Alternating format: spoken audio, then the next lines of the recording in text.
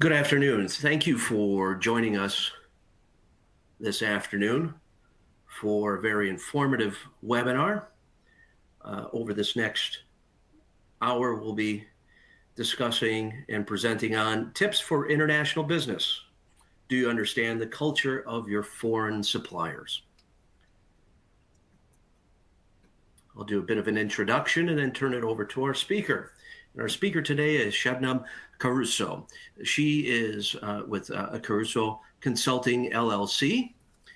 She is a multiple award-winning entrepreneur, high-performing executive, and experienced consultant with over 25 years of food industry experience.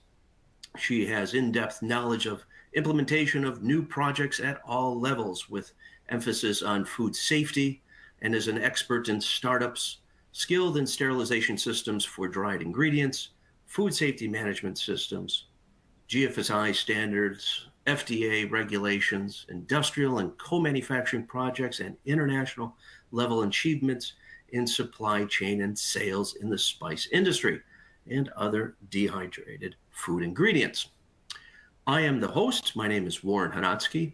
I'm the regional manager with SGS North America for the food side.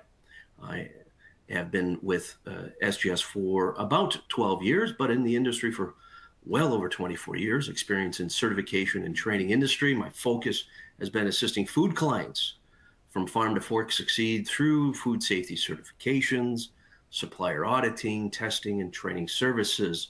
I've been a chairperson for the American Society for Quality's Milwaukee section for 2 times, as well as a member of the IFT International Food Technologist sections of both Chicago and Southeast Wisconsin. Just a brief background of what SGS is, if you're not aware of us. We are the world's largest and oldest food safety certification, testing, and inspection company, founded in 1878. Very diversified organization, dedicated to inspection, testing, and verification in all industries, not just in the food industry. We are listed on the Swiss Stock Exchange as well. We have almost 100,000 employees, 2,600 offices throughout the world, many of them laboratories, and we focus on 11 different distinct general industries. As it relates more specifically to just the food industry, we literally help organizations from farm to fork, such as with primary productions. We deal with and assisting companies in soil and seed testing, traceability programs, animal feed testing, and certifications. And some of those certifications can be non-GMO certifications, GMP Plus, which is a feed safety certification, and many others. We help the transport, logistics, and trade part of the supply chain, specifically, again, in testing with supervision, pest control, international certifications such as the BRCGS for storage and distribution, as well as other GFSI recognized schemes. And SGS has a very broad-based training portfolio as well to help build knowledge and skills of individuals. Moving forward, further through the supply chain, one of our greater areas of focus is dealing with processors, manufacturers, and suppliers, specifically in food safety and contamination testing, inspection, label reviews. We are the world's largest food safety certification, so specific to the GFSI schemes like SQF, BRCGS, and FSSC 22000. We also are very focused and heavily involved with our clients, specifically to second-party supplier audits to help mitigate the risk that exists through the supply chain and conducting assessments on their behalf. We also do cultural assessments, and once again, a very broad-based training portfolio to ensure the competency of staff, knowledge, and skills. And then last but not least, in the whole supply chain of food, we focus and assist and support the retail and food service, the quick service folks, specifically retail store checks, vendor audits, private label programs, hygiene audits, sampling and testing. Once again, the GFSI and food safety certifications are very applicable here, as well as supplier assessments to, again, mitigate the risk of the retail end of the supply chain. And then last but not least, a training portfolio to ensure competency and knowledge of staff. What makes SGS different? Quite honestly, it's a global reach, but with local expertise. We partner with industry and recognized associations as well as industry consultants such as Sebnum right here as well. So as I say, we have a global footprint, but local expertise in which to draw on.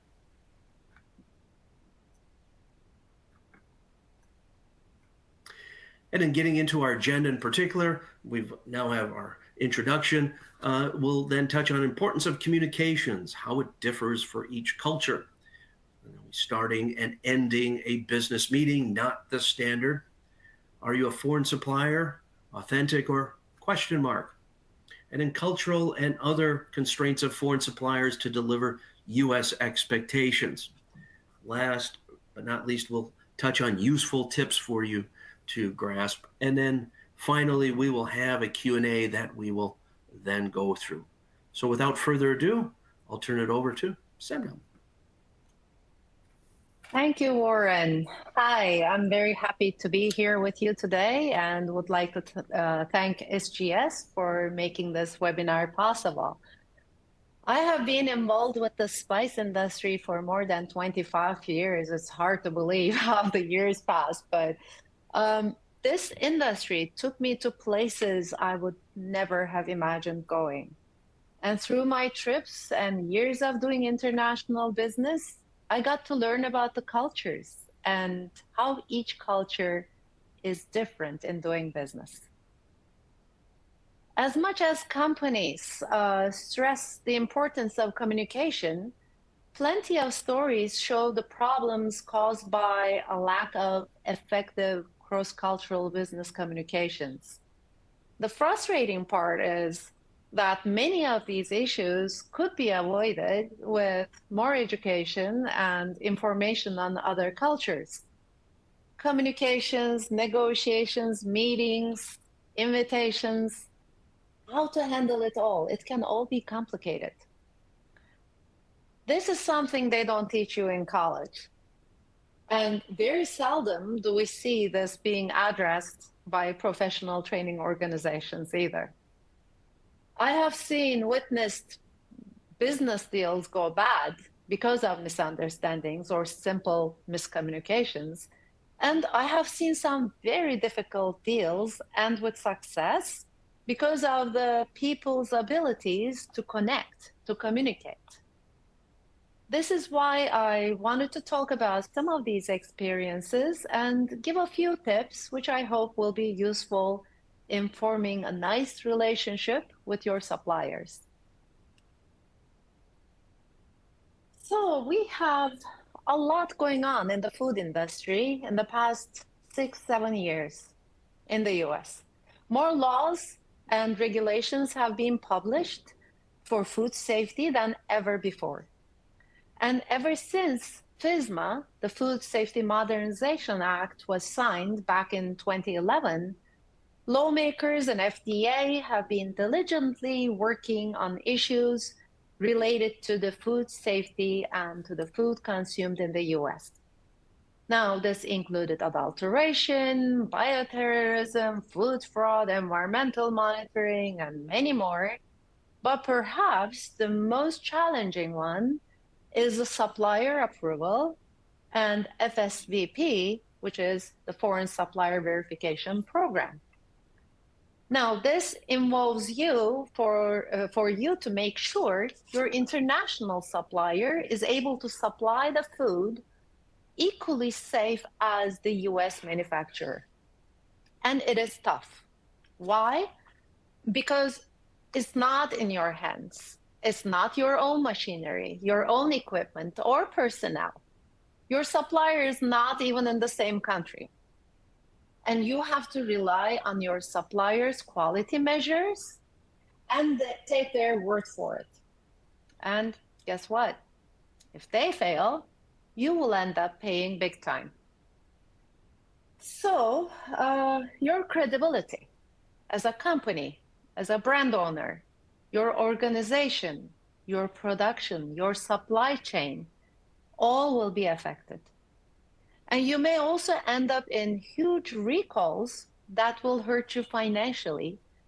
Worse, people may actually get sick or hurt because your supplier didn't take the necessary food safety measures.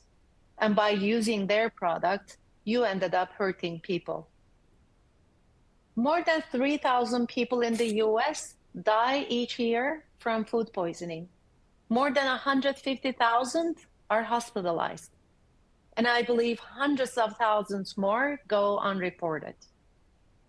So most of these, unfortunately, are caused by people who are unable to maintain the food safety in their production, locally or overseas.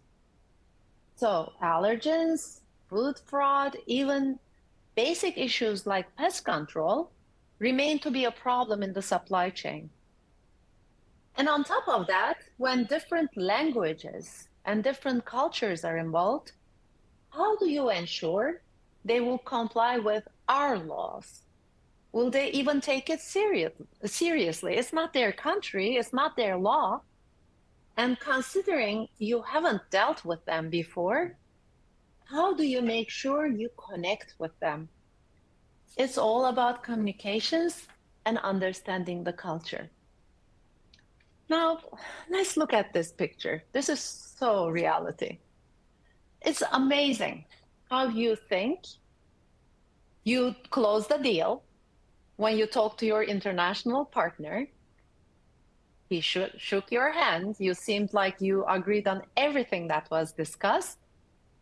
He said he will send you the contract the next day. You go to the bar that evening and celebrate the great deal you made, and you tell your boss, bragging about it and expecting a potential promotion, and go to bed with a smile on your face. The next day comes, you wake up, you check your email, nothing. You decide to give it some time, wait a few hours, unable to help yourself to check your emails every 15 minutes, still nothing. You then decide to give a call to understand what's going on. Perhaps the guy who shook your hand the day before had a heart attack or something, right? So now you can't reach him. Your flight is leaving soon. You have to go on your flight. And then once you're on the flight, you buy that expensive Wi-Fi airline is offering for the hopes of receiving that email. Unfortunately, you land back in the US and the contract is not there. This is common. And yes, it did happen to me. I learned through this bad experience that in some cultures, they think saying no is offensive, and they simply don't want to hurt your feelings. Only if I had known. But I did end up making the deal months later after getting other people involved, and it took a lot of nerves, a lot of pain and shame and hard work. But this is all about cultural differences. Now, we live in a democracy with freedom of speech given to us as a birthright. We also call each other by our first names, whether that person is older than us or more senior in the company, even our boss. We tell our opinions when we disagree, and we generally have a more casual way of communicating with each other. Well, I can tell you that this is very different than the majority of the other countries. You will see if you look at the organization chart of a company that most will have a top-down style. So there is the big boss, and then all the other people report to him. Being senior in the organization means this person is high above everyone else, and he expects to be treated in such manner. Yes, sir, is usually the way the employees will respond. They will never, ever call him by his first name. It's usually Mr. or Mrs. such and such, if they need to address him. And as a sign of respect, The employees will always know their place and treat him like the king. Now, if you go and visit the company, you as a customer will always have a certain level of special treatment, but you still have to treat the boss with respect. So whether you are writing an email, which we will discuss a little later, or meeting the person at the first time, make sure you address them with their last name. Also, if you are talking to a lower level of management, you need to remember one thing is in some cultures, they can't make a decision alone. They're not allowed to. And they have to check with their boss for the final decision. So don't force them for a quick decision and give them enough time for the approval they need. Now, emails. Corresponding with emails is always a good idea before you visit your supplier, but they can be very complicated. How we correspond here in the US, the length of abbreviations is so different than the other countries. So here's an example. Let's say I'm writing to a German supplier about sending me the certificate of analysis for the product that's on the water. And we discussed this on the phone 2 days ago, but he still didn't send it. So here goes my email. Dear Mr. Schumacher, I hope this message finds you well. I would like to remind you about our conversation 2 days ago on March 7th at 14:05 that you were going to send the certificate of analysis, the COA, for the parsley you shipped to us recently. The container will arrive in a couple of weeks, and it's very important that we receive the COA as soon as possible. May I ask you to please send it to me so we can have all our paperwork to make sure that we can start the import procedures without any delay. Please let me know if you have any questions. I wish you a nice day. With best regards, Shebna. Now, if I was writing this to a US supplier, it would read like this. John, any updates on the COA? Thanks, Shebna. See, if I sent it like this to the German company, they would be offended unless they're used to working with American companies. Many countries start the emails by Dear Mr. or Dear Mrs. and end with best regards or sincerely. Just thanks is not really possible. It's rude. So one useful tip would be to read your supplier's email to you, understand the tone, and then reply in a similar manner. Now, let's say everything is okay. You took that long flight to get to your supplier's facility, and now you're ready to go into the meeting room. You brought your business cards with you, and if you're dealing with Far East, especially Japan, submitting cards is a very important deal. It's a sign of respect. So you have to hold the card in both hands, bow your head slightly, and present your card to the individual. And then accept the card in a similar way. And don't put it away. Always have the card in front of you on the desk throughout the meeting. Otherwise, they will consider it disrespectful. There are certain countries where hospitality is huge, like Turkey, Egypt, Morocco. The meeting will definitely start with a tea or coffee, and it's often offered by an employee, a tea lady or a tea man who will bring these cups, special glasses on a tray and offer it to you.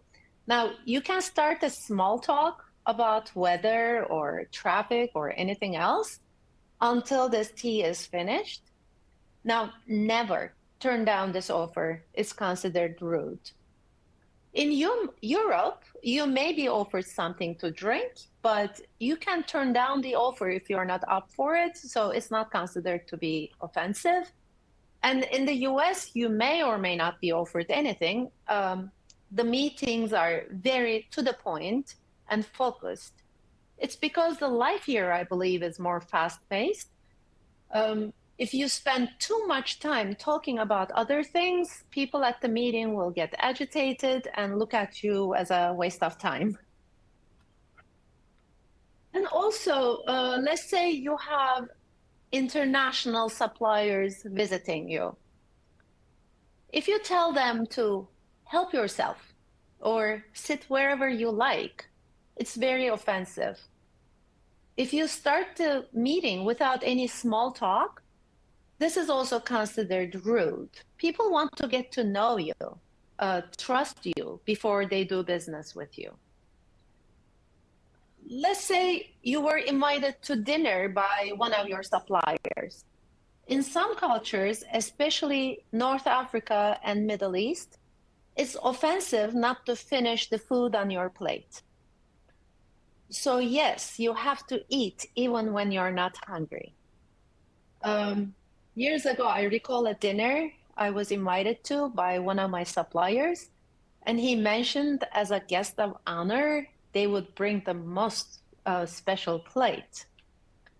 That happened to be a stuffed pigeon, which I'm not really fond of. So I had to eat it, and I had to finish my plate just to be respectful, but what can you do? Some of the not so fun things we have to do for the sake of business relations. Now, you may be invited out by your suppliers in many of the countries, and sometimes to interesting places you may never have expected, like a karaoke bar in Japan or a sauna in Finland. Well, I personally didn't have these invitations, but I have heard of other colleagues. Unless it's something totally strange and against your principles, take advantage of exploring and getting to know your suppliers.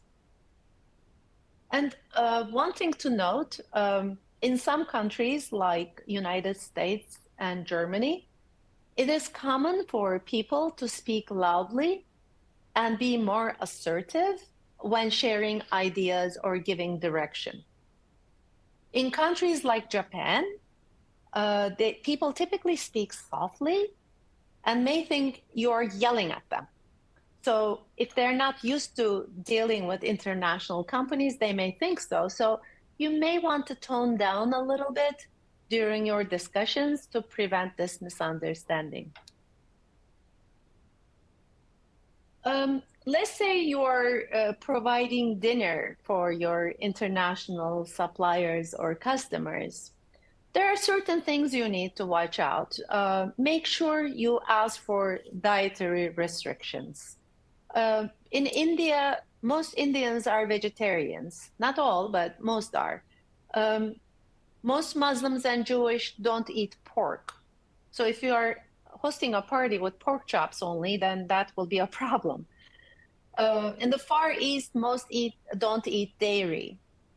And in Western cultures, they may have allergies to certain foods. Or in the US, we now have the gluten-free, non-GMO, plant-based, and all of the new trends, which you don't see as much in other countries.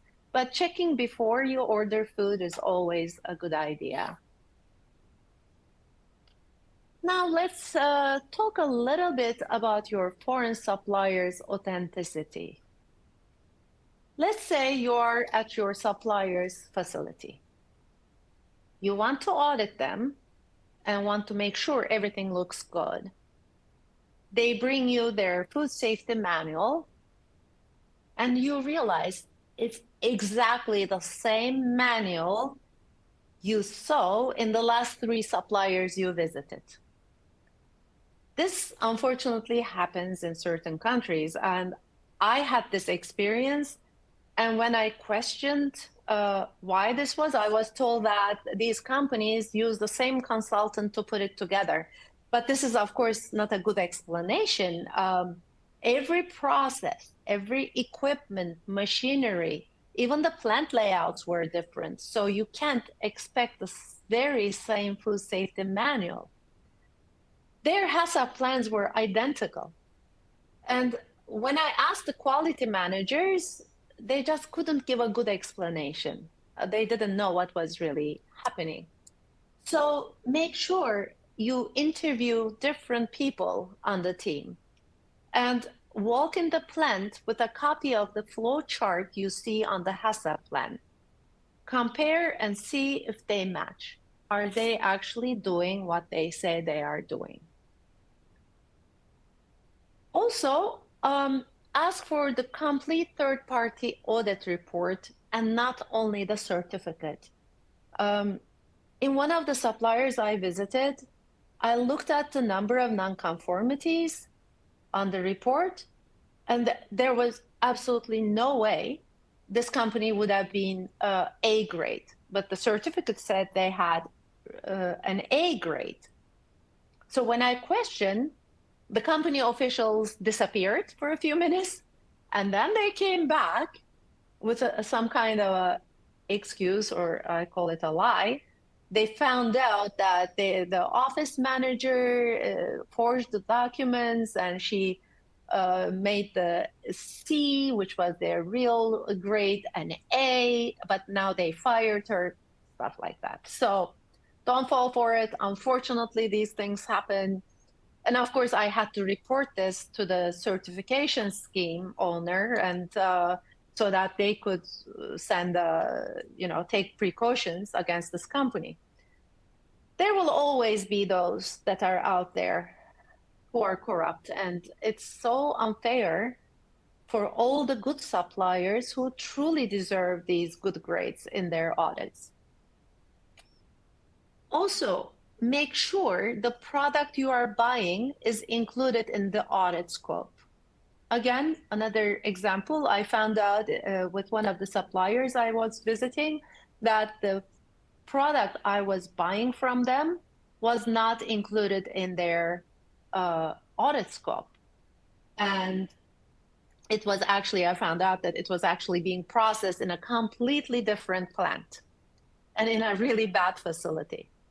So this company had one really nice looking facility that got audited each year and passed with flying colors, but they had other 3-4 facilities which were terrible, and that's where they were processing the other products. So make sure you check these out. Also, when you deal with new suppliers, look at the recalls online. See if they're detained by FDA for any reason. So make sure you do your due diligence prior to purchasing products from them. Another important factor is the kill step. So as most of you know, this is now under FDA's surveillance. If your supplier is applying the kill step, let's say the sterilization of your product, make sure you ask how they are validating their equipment. This is one of the newest and probably the most challenging regulations under FSMA. And I can say it's still under development, but at the same time, you need reassurances that your product is not containing salmonella or other pathogens.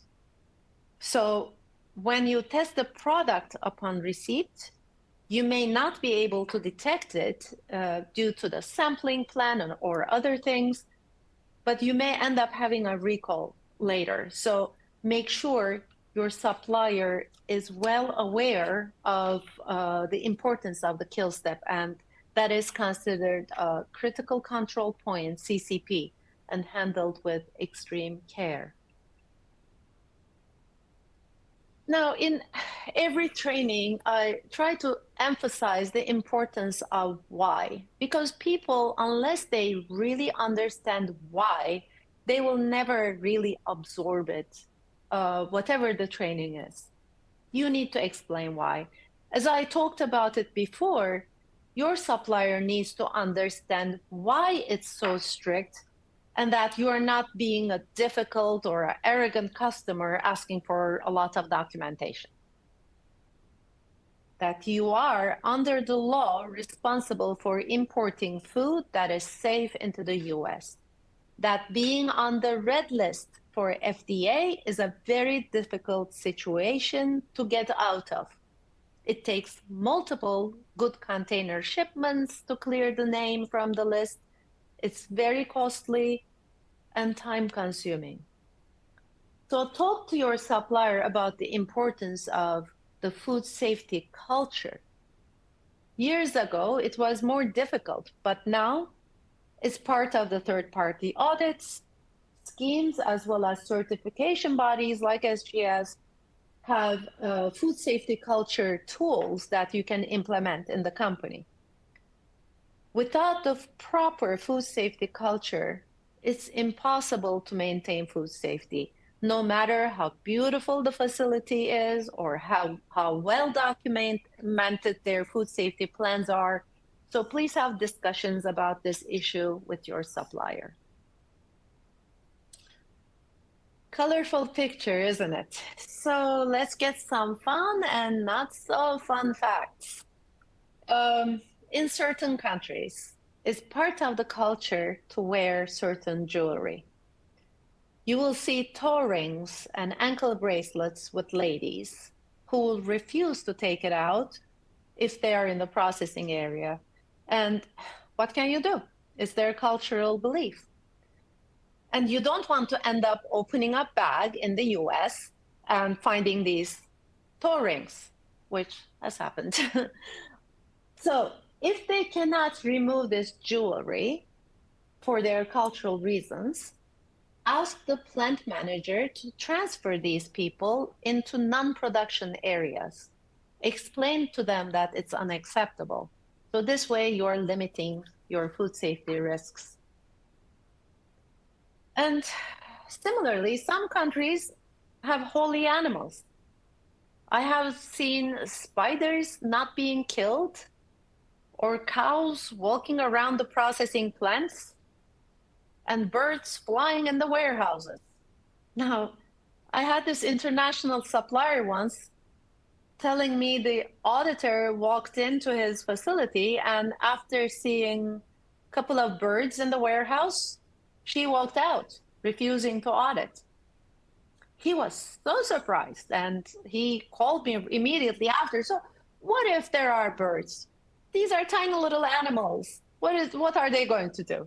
So he had no idea about salmonella or other risks involved. Similarly, I visited a production plant once and it really was a state-of-the-art facility.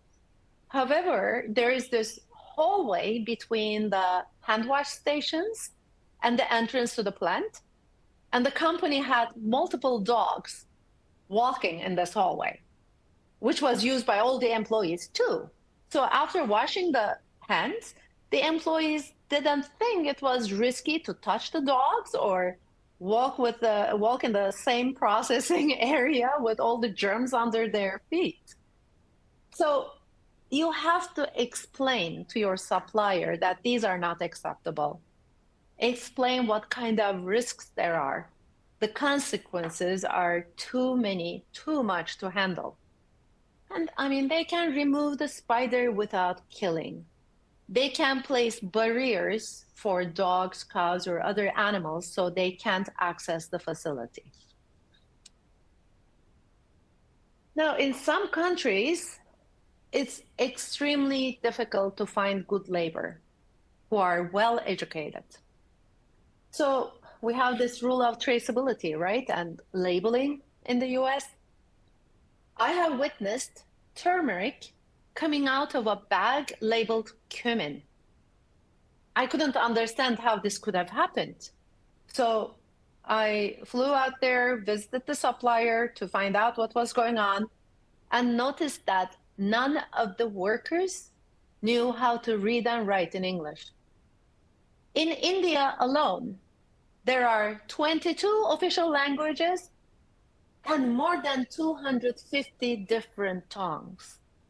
Although English is common, in rural areas, they don't even speak the same language. So how do you ensure proper labeling? Well, you have to work with your supplier and explain the importance and let them put pictures, signs, labels matching the pictures. Separate production areas according to each product. Now, a few things to consider. One of them is the complaints, one of the biggest headaches when you have one. This could be originating from one of your customers. You receive this complaint, and when you look at the nature of the complaint, you may be able to solve it yourself, but most often you have to talk to the suppliers about it, especially if it's a recall and if there are costs involved. So before you start doing business, this is one of the things you need to talk to them about. Discuss openly how to handle problems if they exist in the future. Now, one thing is some cultures find it offensive to talk negatively about their systems. They're not open to the Western style criticism and take the business-oriented critique very personal. This is why you need to be very careful when you talk to them about a problem. If you know how to deal with them, it will be much easier to solve the issues. Especially in communications with these cultures, make sure you start by complimenting their existing operations and how confident you are to work with them or with that specific person, that he or she will solve this issue immediately. Make sure you toss the ball to them in a kind way, but also be firm about the importance of the matter. Another issue is that you have to give them a deadline. There are certain cultures where people are more laid back. They will tell you they will take care of it tomorrow, but in reality, tomorrow means next week. And if they say they will say within a week, that actually means a month. So don't let it linger. Make sure to specify a date and also have it in writing and do constant follow-ups. I would also, that brings us to another issue, strongly recommend that you train your purchasing managers on food safety. This is something that the industry still needs to work on. We have quality managers that are very much competent and senior management sometimes as well, but purchasing managers, they are very price driven, right? They're trying to save money for the company. And they will keep on pushing the suppliers for cheaper and cheaper products. These are the times when we see a lot of problems for the sake of meeting the target price.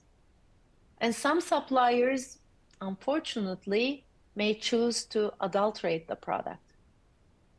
Not to justify these actions at all, but you need to understand if something is regularly being sold for like $3 a pound, don't expect to buy it for $1.50. I mean, that means it's not real. And you cannot believe the extent of the creativity of some corrupt suppliers out there and what they would do to please you. So please don't fall for it. You will most likely pay for it big time in the end. Also, discuss about open communications, and no matter what, they need to be able to speak openly about the issue and create a teamwork to solve the issue. If you are able to connect with the person in charge, whether it's a supervisor, a manager, or the owner of the company, you will have higher chances of success.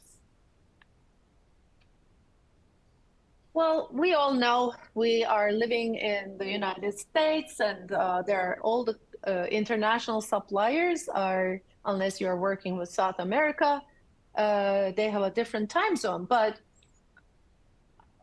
we are all aware of the time differences, but there are also certain days and times that will be different than your calendar. For example, most Spanish companies take a very long 2-3 hour break during the daytime, and then they work until later. So if you try to set up a Zoom meeting with them during their break, they will not be available. French, they love long lunches, so they may not be available during the lunch break. In Egypt and some other Muslim countries, they usually don't work on Fridays. And don't be surprised if you receive a meeting invite for 10:38 a.m. from a German company. Germans are known to be very precise and like to plan for the meeting with a strict agenda. Once I ran a project between Germany and Egypt, and it was very challenging because of the cultural differences. The meeting time and place was changed last minute, which was unacceptable for my German colleagues. And then some of the jokes were considered offensive by my Egyptian colleagues. It was all because of not understanding the cultures. China. So although Chinese celebrate New Year in a completely different day, it's actually celebrated for 2 weeks, sometime between January and February, and it may last even longer. So don't expect any productivity during this time frame. Muslim countries, don't forget that they celebrate Ramadan, which happens to fall in a different month every year. They fast during the day and break their fasting at sunset. So make sure that you don't disturb them during this time, and also be respectful if they take time off for prayers during the day.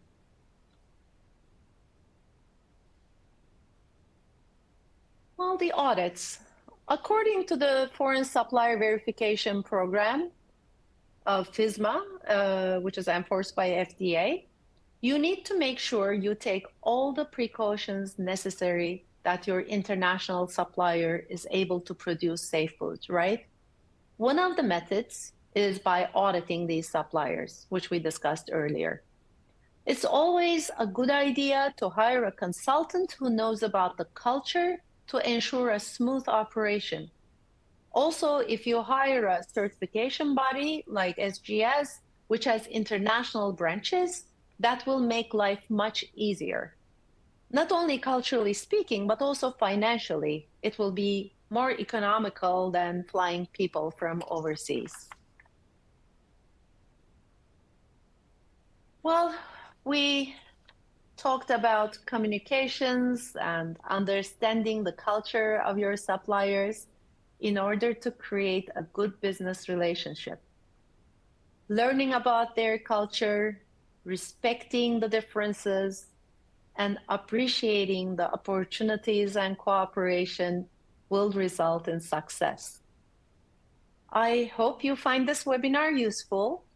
Please feel free to reach out to me if you have any questions. It's always a pleasure to assist you in the journey to create good business and provide safe food. I believe Werner has some things to say, so I give the microphone back to him. And after that, I'll be happy to answer any questions you may have. Thank you for listening. Thank you, Shabnam. Fantastic information. It brings me back quite a number of years prior in a prior role that I had dealing with a number of international businesses and companies, both in the Middle East, Asia, and South America. Distinctly different. You have to be very cognizant of how you interact with them for the benefit of everybody, quite honestly. We're all trying to achieve the same goal, but the path to it might be a little meandering in some ways. But yes, we'll have a poll in just a second to wrap up. And then certainly we have a number of questions that we'll be answering. We do have a little bit of time left at this point, and certainly we'll answer. The poll question that we do have, and this will help generate some of our Q&A coming up shortly too. For everybody that is attending, is your organization certified to a food safety or quality scheme? Simply select A for yes, B for no, or C if you don't know. And we'll take a moment here so everybody can provide their answer, and then we'll show the responses as well. Uh, and during this time, I will mention this just to take a moment here.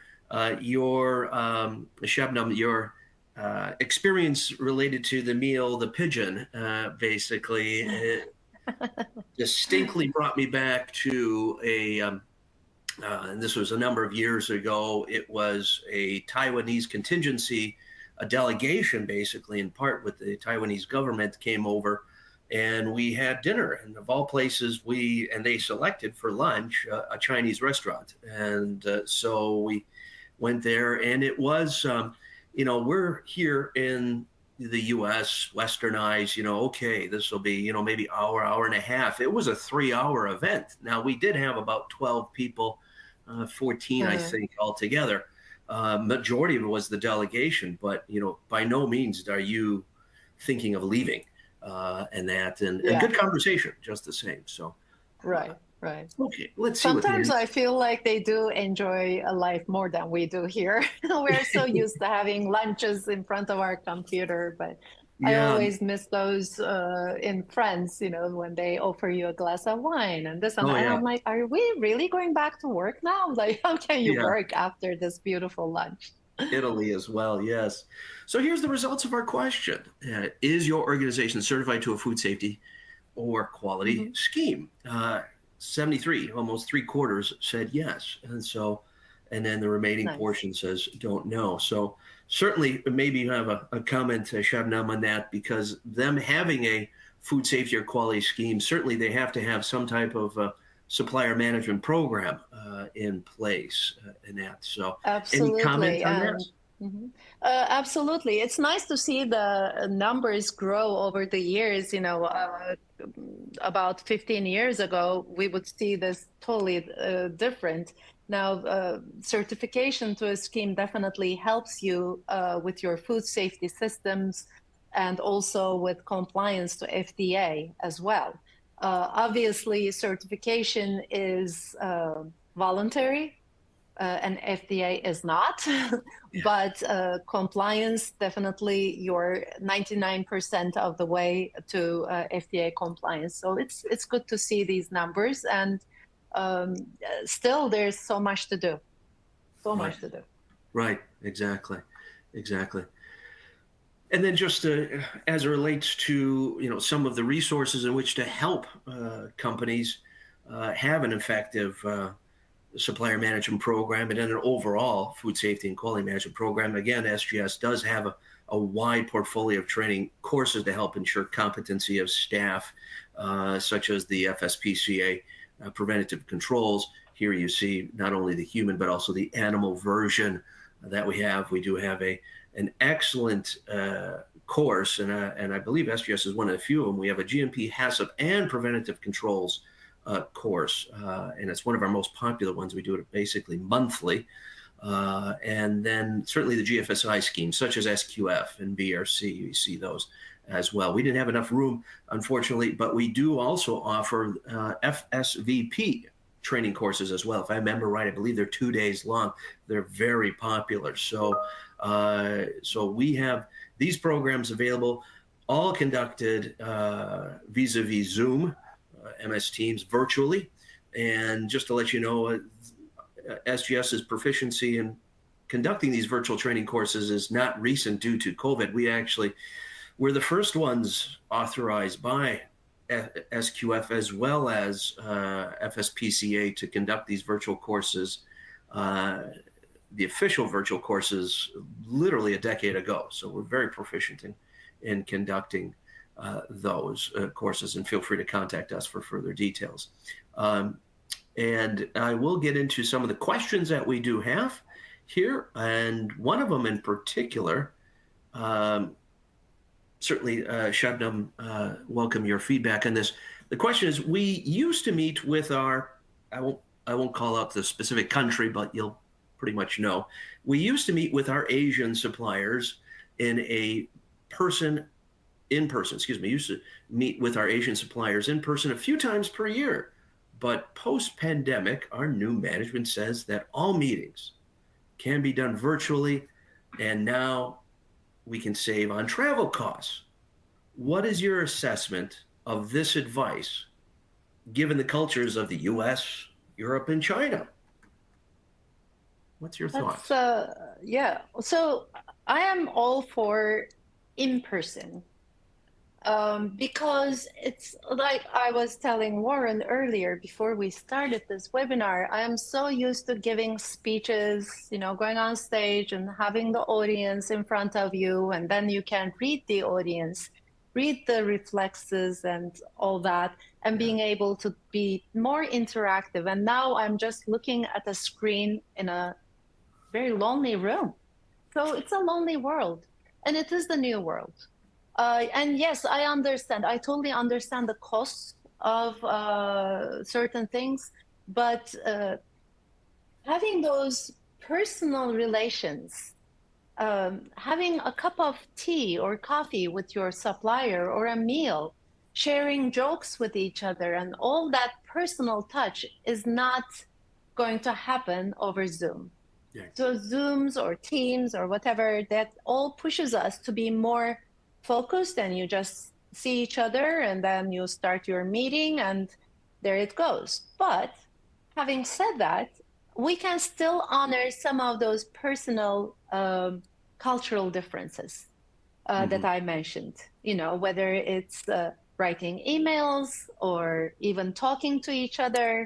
Um, the level of the jokes, whether they will be perceived as offensive or not offensive, so you can still perform a lot of these things I told you over Zooms. But I really hope people will get back to getting together and forming those personal relationships. Right. And if I can add to that, considering it was mentioned a few times a year, so not just once per year, a few times a year, Mhm. certainly conveys that they were trying to maintain a very close relationship with them, maybe Mhm. address some issues and Yes. required that type of investment.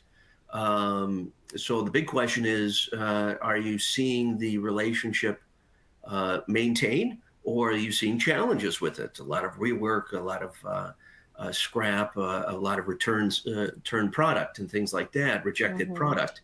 So, I mean, that'll dictate whether there is the necessity to go back, at least in part, maybe just once a year, or maybe once every 2 years, to do it face to face.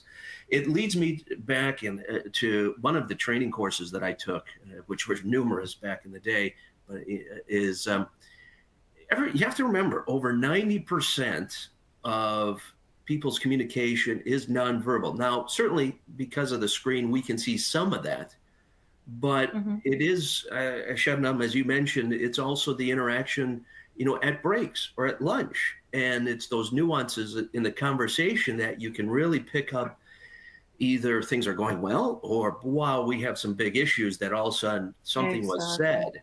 And you'll never get that in terms of Exactly. this right now at this point is limited. And And uh, also, Warren, not yeah, to cut you off, but no, creativity, business opportunities, those come out when you are having these personal discussions and you are over, discussing totally different over dinner, maybe. And then as you yeah, listen to your supplier, you're like, oh, I can do this too. I can do that too with you. Maybe I yeah, can buy this product too, or whatever it is. right. So all that, I think the creativity part and the exploration of business opportunities, that goes down with just targeted Zoom or Teams calls. Right. And just to add in, though it doesn't specifically relate to the foreign suppliers and that, but it relates to the modality of Zoom, is, and I've been doing this for quite a long time, as I said, over 12 years, or 12 years just with SGS. But I've been noticing recently, meaning since whatever you want to call it, the pandemic now kind of moderating and all that, people getting back to Mm-hmm. quote unquote normal, is clients have saying, we do need training for whatever topic it may be. Okay. assumption is always it's virtual, vis-a-vis Zoom or MS Teams or that. And it says, no, I've had already a handful of clients that says, no, we actually want somebody physically here because of the ability to learn and interact. So that's my point, interact more outside of just the conveying of the curriculum, meaning the breaks and the lunches and things like that. So a lot can be gravitated to that as well. That Zoom is a wonderful tool, but it isn't the silver bullet, the goose that laid the golden egg for everything. I definitely have seen that starting to change. So, or come back, I should say. So, another question was from an individual: Do you verify that your suppliers are registered with the FDA?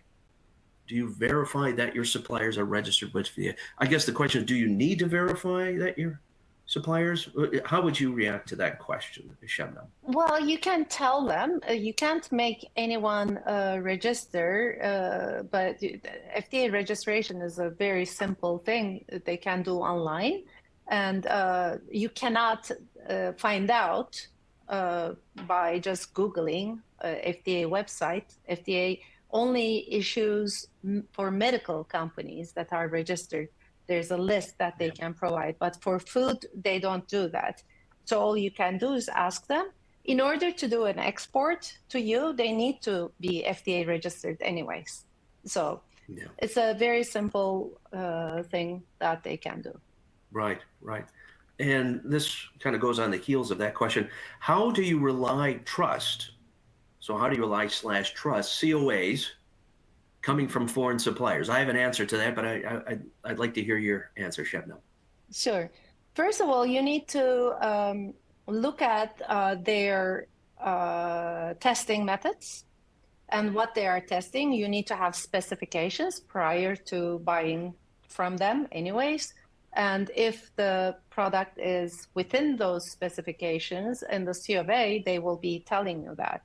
I would totally go for, if it's a new supplier, ask for pre-shipment samples and get it tested yourself. I would test it a few times before that confidence level is achieved.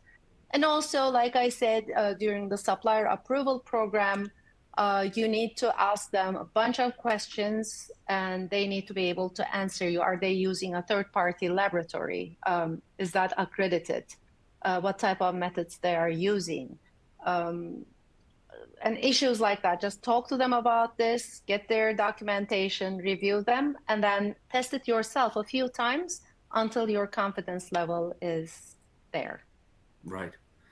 And though I am slightly biased, I would say utilize a very competent and credible third party to conduct those COAs, such as SGS.